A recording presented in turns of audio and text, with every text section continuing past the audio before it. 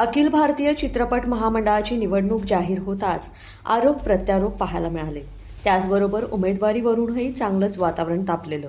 चित्रपट महामंडळाच्या निवडणुकीसाठी कलाकार आणि तंत्रज्ञ यांच्यात उमेदवारी अर्ज दाखल करण्यासाठी चुरस रंगलेली. आता या निवडणुकीच्या प्रचाराचा नारळ फुटला असून निवडणुकीची उत्सुकता कलाक्षेत्रात पाहायला मिळते. विद्यमान अध्यक्ष मेघराज राजे भोसले यांचे समर्थ पॅनल आणि अभिनेते आनंद काळे यांचं चित्रकर्मी पॅनलच्या विरोधात अपक्षांची तिसरी आघाडी अशी तिरंगी लढत रंगतेय. 14 जागांसाठी 44 उमेदवार निवडणुकीच्या रिंगणात आहेत. 14 जागांसाठी 3 पॅनलमधील उमेदवारांमध्ये ही अटीतटीची लढत होणार आहे. तर अखिल भारतीय चित्रपट महामंडळाच्या अध्यक्षपदासाठी मंत्री उदय सामंत यांच्या पत्नी तसेच अभिनेत्री नीलम शिर्के यांचं नाव चर्चेत होतं. मात्र ज्येष्ठ अभिनेत्री वर्षा उसगावकर यांनी देखील उमेदवारी अर्ज दाखल केल्यानंतर अभिनेत्री नीलम शिर्के यांनी आपला उमेदवारी अर्ज माघारी घेतला. यानंतर पहिल्यांदाच बुधवारी ज्येष्ठ अभिनेत्री वर्षा उसगावकर यांनी शिर्के यांच्या अर्ज माघारीवर प्रतिक्रिया दिली. हो, त्याबद्दल मला अतिशय आनंद आहे आणि त्याबद्दल मी सगळ्या सभासदांची, कारण ते माझे शुभेच्छुक आहेत, त्यांच्या शुभेच्छा आहे, तसंच परमेश्वराची ही कृपा आहे आणि त्याचबरोबर श्रीमती नीलम शिर्के सामंत यांचीसुद्धा मी अत्यंत कृतज्ञ आहे, कारण त्यांनी आपला अर्ज मागे घेतला म्हणून आज मी बिनविरोध निवडून आले. त्याही कारणीभूत ठरल्या, कारण ज्याचं त्याचं श्रेय त्याला दिलंच गेलं पाहिजे. याचा अर्थ असा नाही की मी निवडणुकीला घाबरते, कारण मी एका राजकारण्याचीच मुलगी आहे. राजकारणातले उतार चढाव मी माझ्या वडिलांच्या बाबतीत पाहिलेले आहेत, कारण ते गोवा, दमण, दीव या युनियन टेरिटरीचे कॅबिनेट मिनिस्टर होते. तेव्हा जरी माझं तेव्हा वय लहान होतं तरी मी बघत होते हार जीत काय असते. त्यामुळे त्याला मी घाबरत नाही. 2016मध्ये मी माझ्या मेरिटवर सभासदांच्या कृपेने निवडून आले होते. तर यावेळेला सुद्धा मी नीलमताईंना सांगितलं की तुम्ही उभ्या राहा, आपण दोघेही उभे राहू, काही त्याच्यात नाही. तर त्या म्हणाल्या नाही, मी तुमच्यासमोर उभी राहू इच्छित नाही, कारण तुम्ही माझ्यापेक्षा सिनियर आहात आणि तो मान ठेवून मी माझा अर्ज मागे घेते.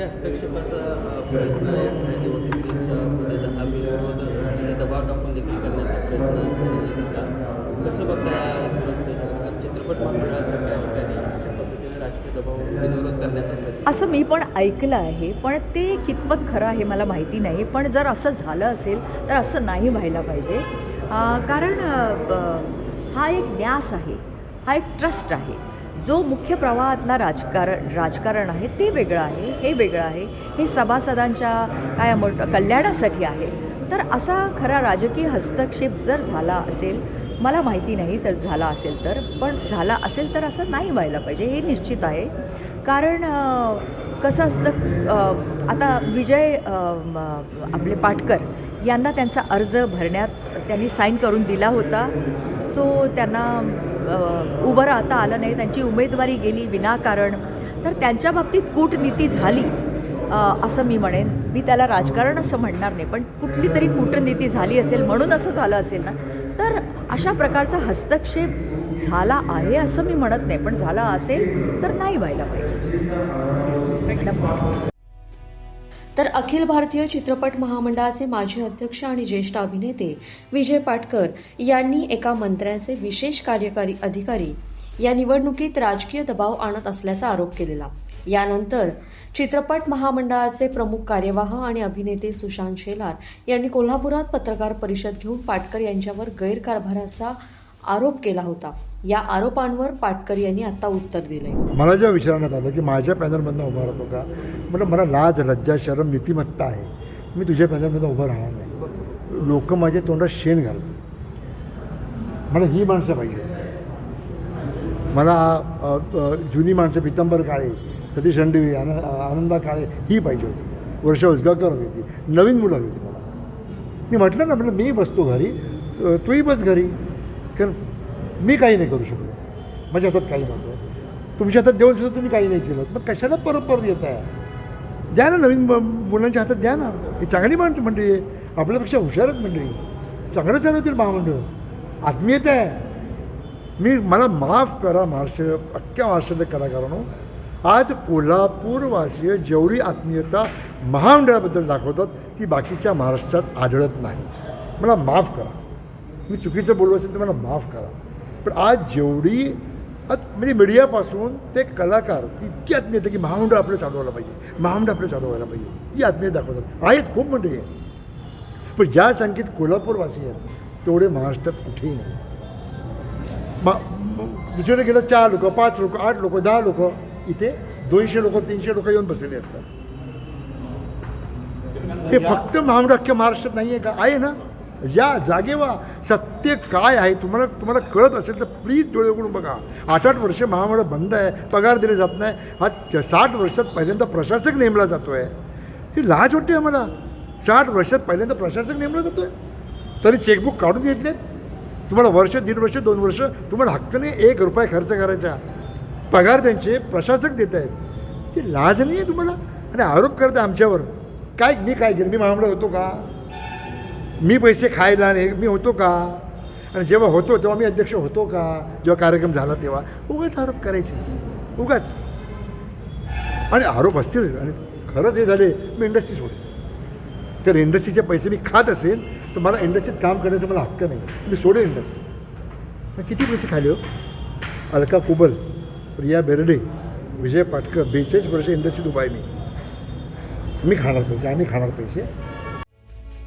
अभिनेते आनंद काळे यांचे चित्रकर्मी पॅनल चित्रपट महामंडळाच्या निवडणुकीत आहेत. या पॅनलच्या प्रचाराचा शुभारंभ कोल्हापुरात करण्यात आला. यावेळेला त्यांनी कलाकारांच्या न्यायासाठी काम करू असं आश्वासन दिलं. आम्ही चित्रकर्मी नावाचं पॅनल ह्याच्यात केलेलं आहे. आता त्यामधल्या गोष्टी ज्या काय घडल्या त्या तुम्हाला सगळ्यांना माहिती आहे, त्याच्यात आम्हाला पडायचं नाही आहे. पण इन फ्युचर 10 वर्षाची कामं झालेली नाही आहे. जसं की पेन्शनचा मुद्दा खूप महत्त्वाचा आहे. रवींद्रमधलं जे आमचं ऑफिस गेलेलं आहे ते महत्त्वाचं आहे. मला वाटतं मागच्याच वेळेला मी त्यांची एक बाईट ऐकली ज्याच्यामध्ये खूप सगळ्या प्रॉपर्टीज त्यांनी घेतलेल्या आहेत, तो मुद्दा आलेला आहे. तर नुसत्या प्रॉपर्टीज घेणं हे काम महामंडळाचं आहे का? मुळात कोरोनाच्या काळात जे काय 42 लाखाचं आपल्याला बऱ्याच जणांनी मदत केलेली होती, त्यात जॉन अब्राहिम, माधुरी दीक्षित, अमिताभ बच्चन यासारखी मोठी मोठी नावं आहेत, रितेश देशमुख आहेत, तरीसुद्धा तुम्हाला 49 लाख रुपयाची FD फोडण्याची गरज का भासली?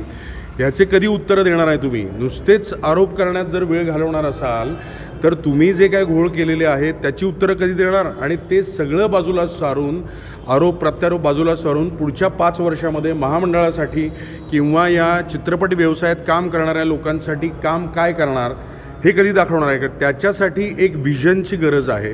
म्हणून आज चित्रकर्मी पॅनलची स्थापना झालेली आहे की ज्याचं आमचं कपबशी नावाचं चिन्ह आहे. 14 उमेदवार आहेत, तर 14 शिक्के मारायचे आहेत कपबशीवर. अखिल भारतीय चित्रपट महामंडळाची निवडणूक चांगलीच रंगत आली आहे. या निवडणुकीसाठी मतदान 7 जूनला होणार आहे. कोल्हापूर, पुणे, मुंबई, पंढरपूर, नाशिक या ठिकाणी मतदान प्रक्रिया पार पडणार असून मतमोजणी कोल्हापुरात 8 जूनला होऊन निकाल जाहीर होणार आहे. तब्बल 10 वर्षानंतर होणाऱ्या या निवडणुकीकडे संपूर्ण कला क्षेत्राचं आता लक्ष लागून राहिले. लोकमत.com साठी कोल्हापूरहून मी दुर्वा दळवी.